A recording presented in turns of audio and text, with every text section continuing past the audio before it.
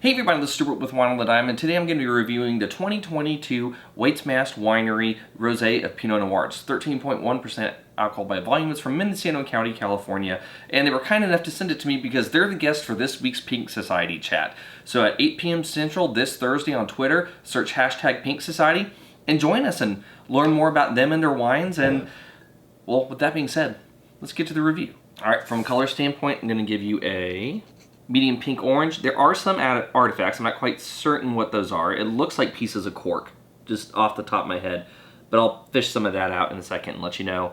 But no cloudiness. All right, so I did fish out those artifacts, and they were just little tiny pieces of cork. Looking at the cork, though, it's still fairly smooth, and it doesn't look like there was a puncture through when I opened it. So I'm wondering, oh, maybe a little bit on the edge here. I'm just wondering if their corking machine is just a little aggressive. Because, yeah, the part that was actually in the wine isn't totally smooth around the lip like it is on the top. So it was probably just a bottling little thing. So no worries there. And the wine's not cloudy, so it's not tainted or anything like that. Okay, but let's do the nose. So medium plus intensity on the nose. The notes that I'm getting out of this are like a kind of strawberry, a cherry, and a cranberry. Just a lot of kind of berry notes that are here.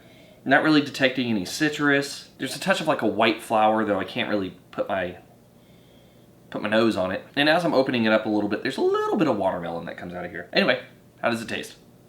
All right, so in terms of body, medium plus acid, medium alcohol. The alcohol does seem to kick in a little bit on the retronasal on the first sip, but if you take another like sip or two and you kind of move it around, and then everything mellows out. And so it has a little bit of a hot first, I guess, approach, for lack of a better phrase, because the approach is into the mid palate. Anyway, so it has a little bit of, like, the primary sip is a little bit hot, but then after that it mellows out a lot. Has a medium plus palate intensity. Everything is really, like, in terms of the fruits and that little bit of florality, everything is really well melded together. So there's nothing that's really, like, overshining anything else.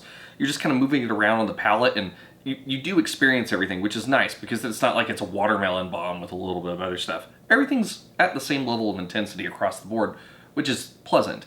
It has a medium finish. It's a dry wine. No tannin. And I think we can get to the blick now. So from a balance standpoint, full point. Length, medium finish, half a point. Intensity, both the nose and palate intensity were medium plus, so 0.75. And in terms of complexity, well, here's the deal. I'm not getting any secondary characteristics. I'm not detecting any MLF on my palate. If it's there, it's very subtle. I'm not getting any cheesiness. There's no oak influences on this wine that I can taste. I'm not getting any sort of French or American oak notes in here. Now, also, that while I do get kind of three primary clusters in terms of what's on the palate, there are a wider range of clusters and fruits that are available for Pinot Noir. So I think what I'm going to end up doing is I'll give you 0.25 for complexity. So in the end, that's 2.5 points. This is a good wine. So this wine is actually a little bit of a dangerous rosé, and I say that because it's one of those where you'll just drink it and then you realize that you're way further into the bottle than you think it is. It's a really easy drinking wine. It's a really good solo drinker. It will go really well with food. So if you buy this wine, you're not going to be disappointed by it. If you're expecting a rosé that has like a ton of complexity, this isn't it. It has some complexity though. So you will still get an enjoyable experience out of it. The main thing here is that those kind of intensity elements really punch hard on the nose and on the palate. So when you do put that wine in your mouth, it's going to zing you a bit. Anyway, this is Mr. Stuart with Wine on the Dime. If you liked today's review, please like, subscribe, and comment. Have you had the 2022 Waits-Mast Winery Rosé of Pinot Noir? I'd be interested to know if you have. Leave a comment below, and I'll see you all again later this week on the Pink Society chat. 8 p.m. Central, Twitter, hashtag Pink Society. I'll see you there.